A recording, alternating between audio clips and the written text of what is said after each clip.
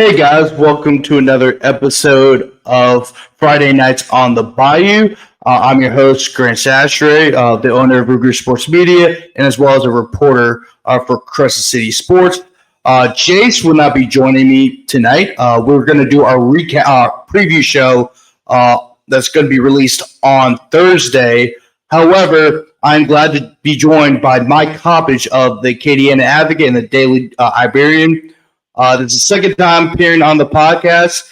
And, one of the big, actually was going to ask him to come on the podcast, for this week. However, last night he and Eric Narcisse dropped a bomb last night, which was Lafayette Christian. They're getting rid of Zach Lochard after just 4 games on the job. They promoted both their offensive coordinator and their defensive coordinator to co-head coaches. So, Mike, what can you tell us about this developing story going on at one of the Louisiana's top programs? Well, it sounds like we figured out most of the facts that Zach Lochard made a personnel decision in firing an assistant coach, and he told Eric Narcisse this morning that it was a decision that he was, told to an action he was told to make. And obviously that is not the Lafayette Christian side of things. Pastor Jay Miller declined to make a statement to the Acadiana Advocate. But I know from the LCA side of things, that firing did not go over well. And that assistant, Skip Babineau, I believe he's back with his original job. And so that obviously played a big factor. Mm-hmm. And how long has this been brewing? Is this something that just kind of happened all of a sudden, or is this something that has been brewing for quite a while?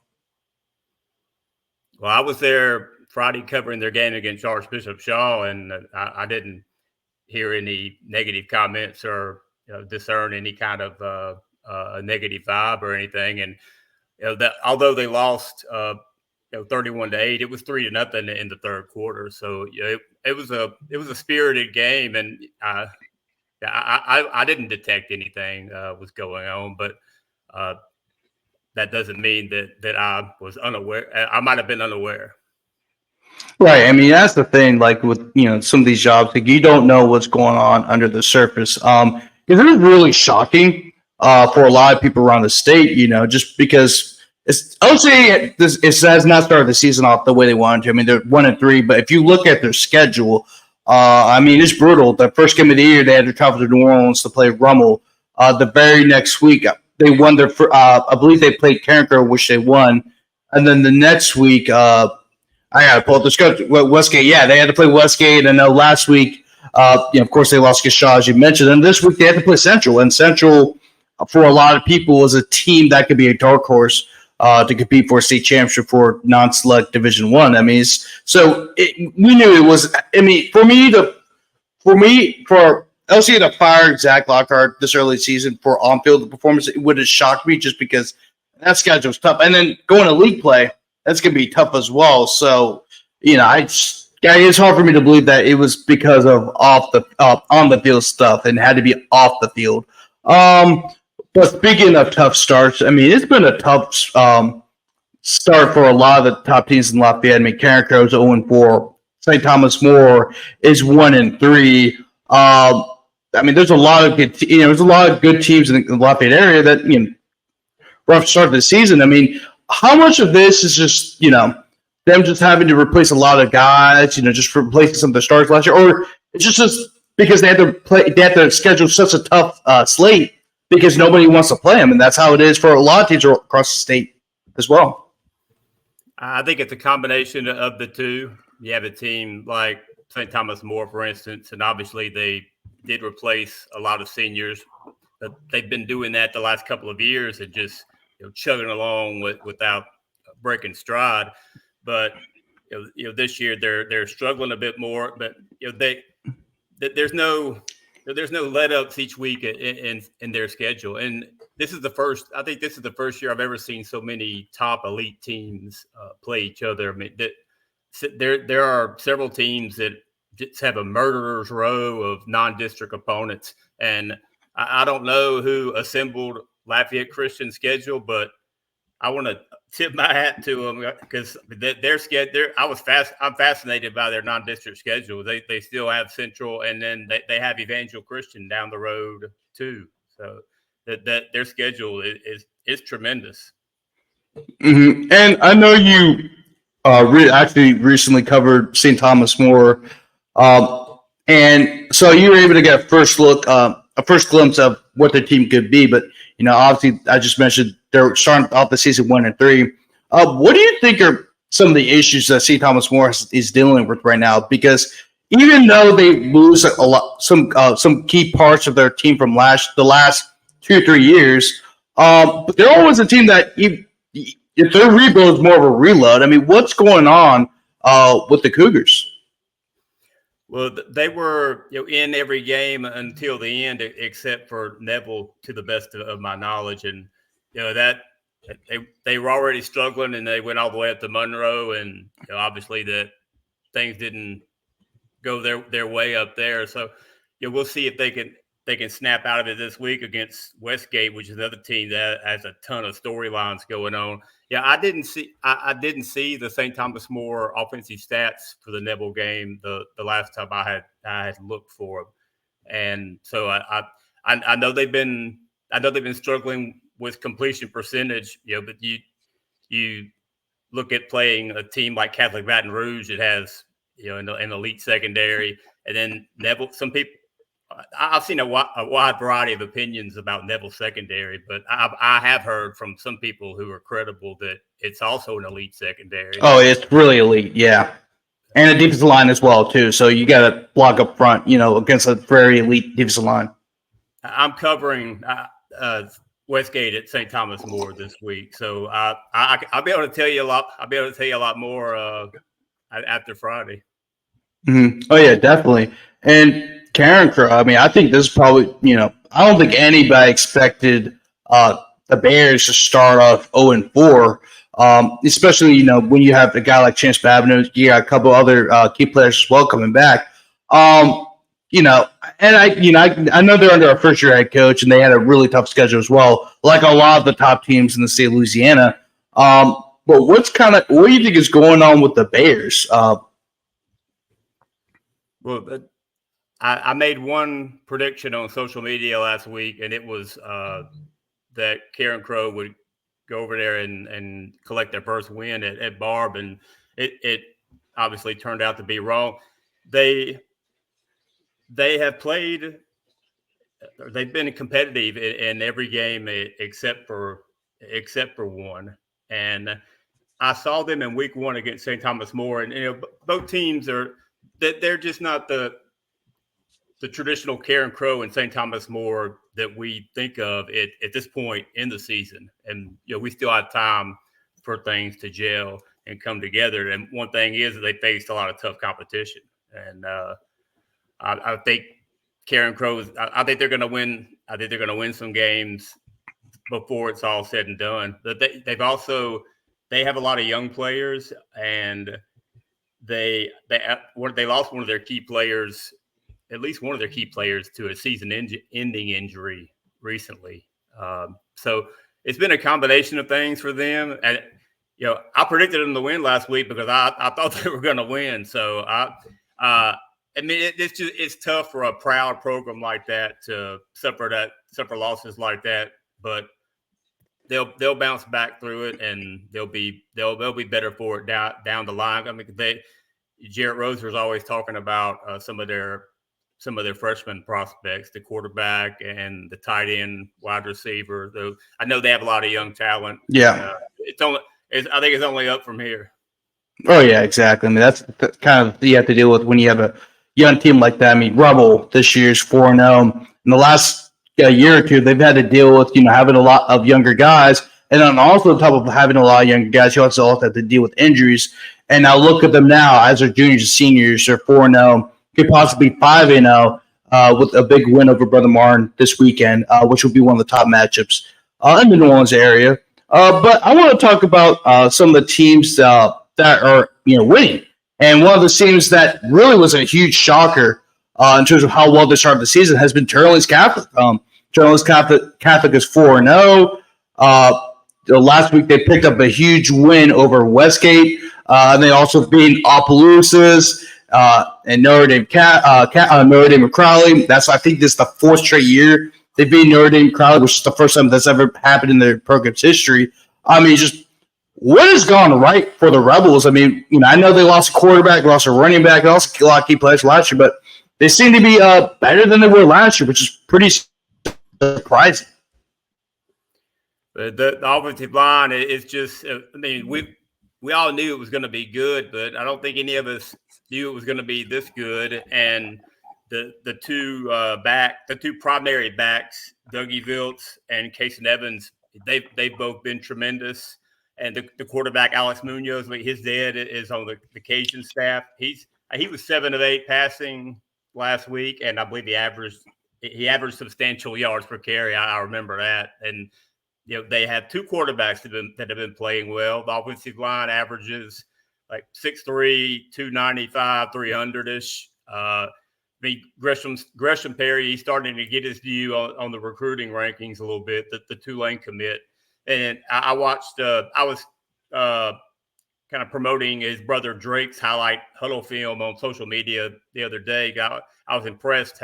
Drake is the left guard most plays. I believe Gresham's the left tackle. And Drake was pulling to the other side and wiping out the Westgate defensive end or outside linebacker on that side. I mean, they're tremendous offensive team, and they can control the clock. And defensively, Caleb Daniels at the secondary, he's been a great player. They had Jack Purser, the linebacker.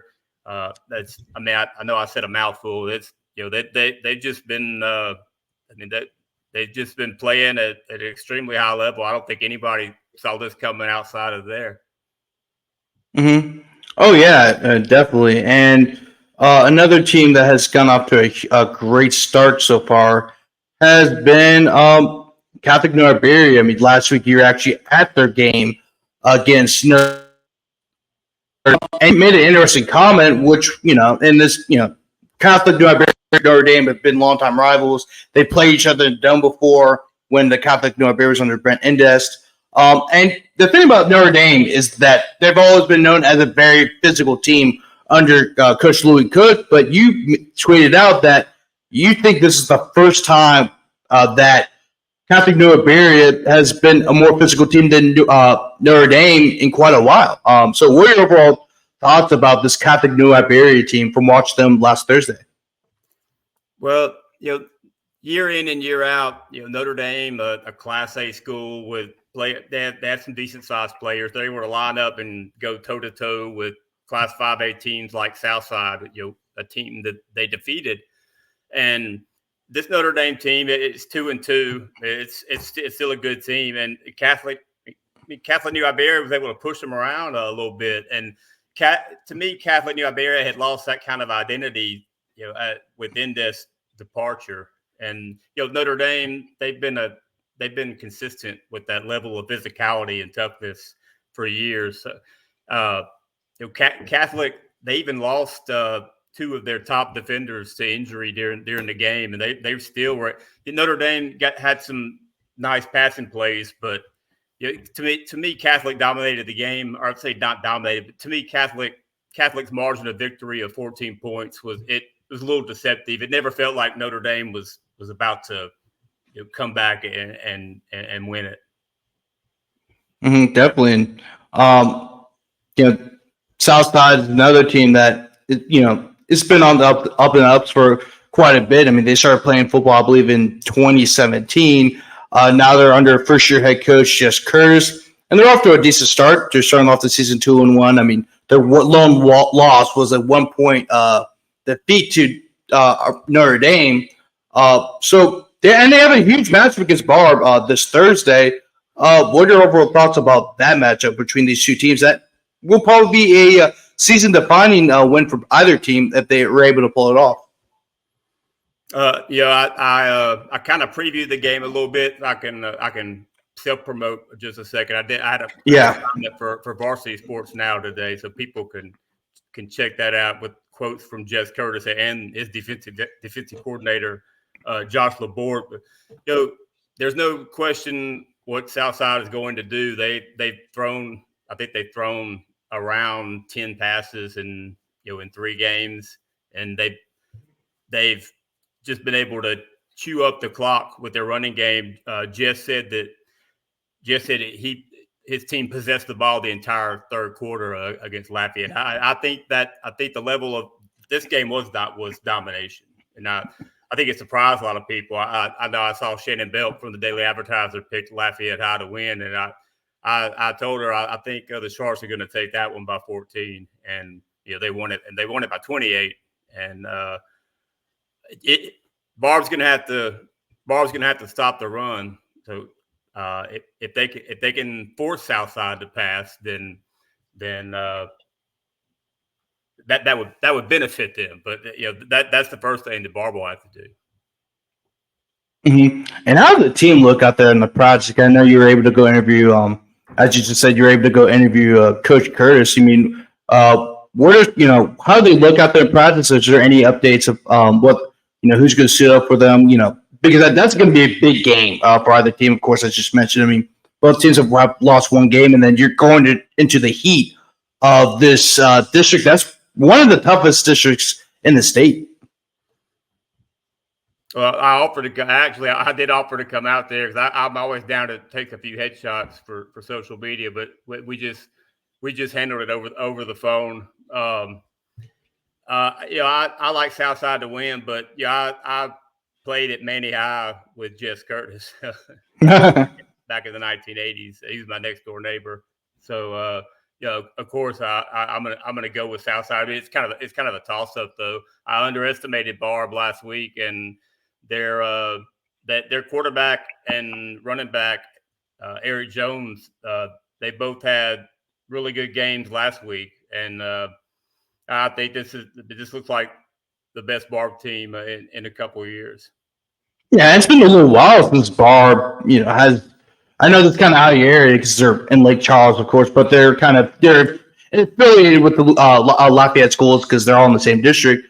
But it's been a little while since Barb. We're talking about Barb as being one of the teams that could maybe possibly be a dark horse for a district title. I know you mentioned the quarterback and the running back, but what else have you seen from this Barb team that makes them so dangerous? I don't know a whole lot more yet. I believe it's a tight end, although I'm not positive. But it was a Luke Leger who was one of their leading receivers last week. But I wasn't able to access like season stats for Barb, so they're kind of a question mark to me. I like to judge by comparative games, although there's a lot. It can be fool's gold, but I see Northwest having a good bit of success running the ball against Barb. I see Southside definitely having success running the ball against Barb. Mm-hmm. Definitely.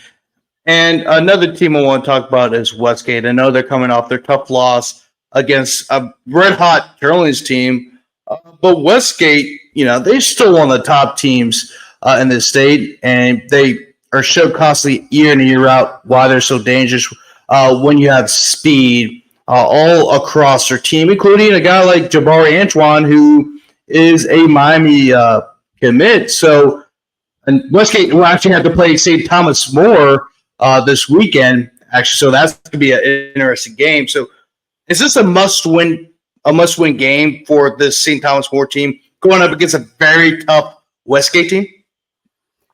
Well, Westgate there are a lot of unknowns with Westgate. The reports are that Jabari Antoine is out for the year with a lower body injury. Oh wow! And that he didn't play last week against Teurlings. He was in some kind of apparatus brace or some sort. And I feel confident that he won't be suiting up in the next few weeks. And then his backup at quarterback, Bryant Leon, who's a track star and he was the leading receiver, and he was the backup quarterback. I believe he suffered a similar injury and may be out for the year. So for last week, Matt Louvier of the Daily Iberian, he said that they were running, I guess, the Wildcat and the wing tee with Tavius Gordon and Davian Jackson, the Mississippi State commit. So that kind of makes him somewhat one dimensional. I mean, I did see that Gordon played quarterback, and I did see that he committed. I saw he completed a nice pass to Caden Lancelin, the stud freshman. But that if those two guys are going for the year, then that's a huge blow. Mm-hmm. Oh yeah, definitely. Another team. I want to talk about, of course, is Cecilia, and talk about tough starts to the season. I mean, Cecilia's off to a 2-2 start, which is not, of course, we want to have a better start, but that's what happens when you have to go against a red hot St. Aug team and a very good Central team as well. This week they will travel to Notre Dame to take on the Pios. What do you like about this matchup? Well, this is another matchup where injuries are going to come into play, and I guess I need to back up for a moment because I'm not sure of the extent of Antoine's injury, but he didn't play last week, and right. I'm under the impression that he may miss some substantial time. Mm-hmm. And I did hear that the wide receiver is out for the year. But Diesel Solari was injured early in the Central game, and then the Bulldogs they sputtered after that. And from what I understand, he has my memory is terrible. Someone told me a few hours ago. I believe maybe it was high ankle sprain, but don't quote me on that. But mm-hmm. I don't know if he's probable, questionable, or doubtful. He's definitely not injury free though. Mm-hmm. So that swings the pendulum. That would swing the pendulum obviously a good bit in Notre Dame's favor because I mean Notre Dame is hungry for a win and they're going to be playing on their home field. Oh yeah, and I want to mention this too. And this is a team that is. I think a lot of people aren't really familiar with the name because it's still kind of a new program. But that's Lafayette Renaissance. I mean, of course, Lafayette Renaissance is 4-1 right now, but they're actually led by Hunter Landry. He was the head coach at Lafayette Christian last year, and before that, he was a long-time offensive coordinator under Trev Falk, who's actually now the head of football operations at Lafayette Renaissance. Are you surprised by their 4-1 start? Well, the only loss is in the Jamboree, so they're officially 4-0. I don't remember who did they lose to in the Jamboree. Oh yeah, so yeah, I read off a match first, but I think I do believe they are 4-0. But I don't know who they played in the Jamboree. I don't. Let me just double check because I actually exited the screen. But you can go ahead about Lafayette Renaissance. No, I'm not surprised. But I mean, to me, they were favored in the games they played thus far. Now, I don't know if they're ready for Lafayette Christian yet. We're gonna find out more about them when they if they can beat Lake Arthur and Welsh, then I guess we could start saying they're possibly ready. I mean, it's just odd to say that a school in its first varsity season could tangle with a team that was ranked 10th in the state by Max Preps within the last 7 to 14 days. Mm-hmm. Yeah, I remember. My memory may be bad, but I distinctly remember seeing that. So. Yeah, so although Lafayette Christian has a bad record, their strength of schedule is through the roof. But I don't know a ton about the Lafayette Renaissance personnel. I wasn't assigned to their picture day. I wish I had all the picture days. Right.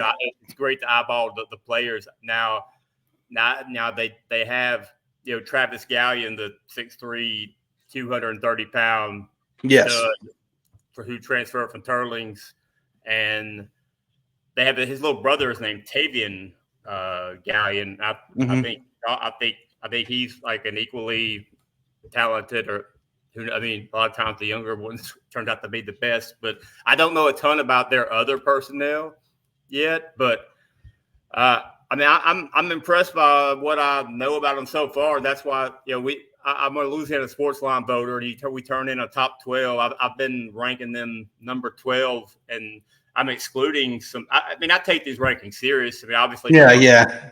but I mean, in ranking them 12, I'm excluding some legitimate teams like to me like that are undefeated. Also, like DeQuincy and Pope John Paul and Faraday. So, yeah, I'm impressed with what they're doing, and that I can't wait for them to play Lafayette Christian in terms of seeing how they stack up against each other. And another kind of a match we want to talk about is St. Edmunds and Opelousas Catholic. Both teams are undefeated. Opelousas Catholic, we already know about them and their offensive explosion and what they've accomplished the last few years. But St. Edmunds, I wouldn't say they've come out of nowhere, but their passing attack has just been awesome. I mean, they've really just been bullying teams with their quarterback Kane West. I believe I think 2 weeks ago he threw for over like 300 yards, and he's been awesome this season. But who do you like in this matchup? And just what this matchup means for both. If they're able to pull out a victory, what does this mean for both programs? I think both coaches viewed it as a toss-up when I interviewed both of them for the Acadiana Advocate. I wrote a preview that came out earlier today. Last year OC handled them easily, but St. Ed's was without Kevon Johnson in that game, and they have a whole different offense now. And I was just stressing a little while ago about my stats in that article, because when I'm trying to go back and forth to different places and piece stats together sometimes, and then I'm already dumb, so I'll type something in wrong. But anyway, you came with he's having a great year, and the guy's like 6 foot 215, and then one of their receivers is 6 foot 200, runs a 4.5 40. The tight end is 6'2", 210 or so. They got some big guys that are athletic for a Class 1A school, and that's a totally different look from last year when they would just feed it to Johnson 30 times a game. But I mean, to me, on paper, Opelousas Catholic would be the favorite, though. I mean, they're coming. They've played a tougher team, I believe, in Sacred Heart, and than St. Edmund has faced yet, and completely hammered them. And OC's they have some elite athletes on their team, Roderick Tesano, for instance. But most coaches saw it as a toss up. And I mean, the Opelousas Catholic quarterback Cross Gillen, he has 10 more yards passing than Braylon Walker for Lafayette Christian. So he leads the area in passing it's around close to 900 yards with 13 touchdowns and no interceptions. So, I mean, if the guy continues playing on that kind of Abram Wardell 2023 level, then it'll be hard to get stops against them, to win. And it's at their place. Oh yeah. So it's going to be a tough game, of course, for St. Edmunds going on the road to their district rivals who got the better of them last year, of course, as you just said.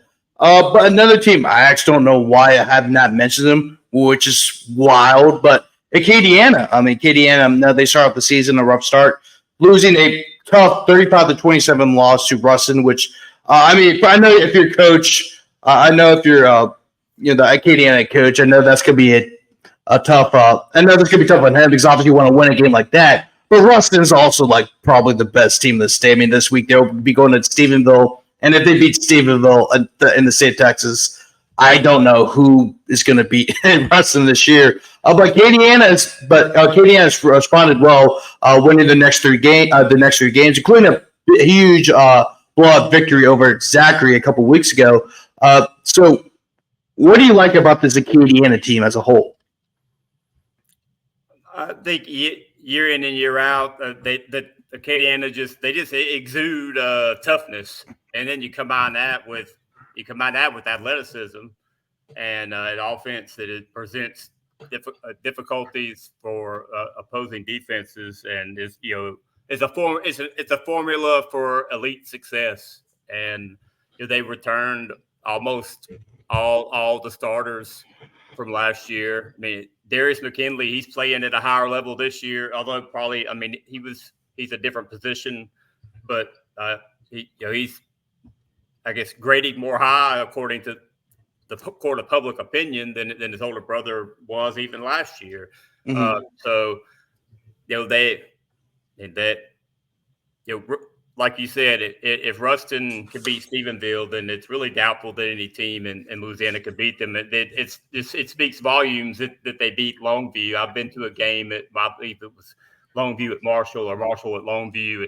That's a whole different animal, and Ruston went over there. And so that Acadiana loss continues to look like a better and better loss, so to speak. Yeah, exactly. I mean, Ruston, I mean, of course, it's just a well-oiled machine. I mean, they lost some key members on their defense last year, and it seems like their defense is just as good as they were last year, which a lot of credit has to go to Coach Ball, of course, for, not only having to replace those guys with new guys, but it just seems like they're not just rebuilding that defense. They're just reloading on that defense. So just want to give a major shout out to Coach Ball. But last topic before I let you go, and that's Vermilion Catholic. I know Vermilion Catholic, of course, are undefeated right now. John Dartez is doing John Dartez things. But they'll be going up they'll be traveling to the river parishes to take on Riverside. And that's a Riverside team that is bringing back a lot of key pieces, including the running back Dietrich Lasty, of course. And this is a Riverside team that actually knocked out Vermilion Catholic out of the playoffs. The Vermilion Catholic team that was the number one seed, and they knocked them out on the road. So, what do you think Vermilion Catholic will get revenge over this Riverside team? This is probably the best game of the week, probably, but a lot of people don't know about it. And just with it being Class 1A, even if St. Martin's were involved, it still wouldn't mean a lot to a lot of people just because it's Class 1A. But it means a lot to us and to them and to a lot of other people. Yes, it's a great matchup. I mean, I'm crawfishing on this because I ranked Riverside 2 behind Southern Lab and ranked Vermilion Catholic 3 on the Sports Line poll. But I don't like to pick against Jonathan Dartez. He's leading that. I checked the stats before we got on, and he had 788 yards rushing in 4 games, and that's ahead of some other tailbacks. I like to call them tailbacks. I'm a throwback, but ahead of some other guys that get a lot of carries, like Kevon Johnson, like Acadiana's Jonah Gaucher, some other guys. So being a local, I'll pick VC. I would pick VC to win on a Dartez sneak for a 2-point conversion.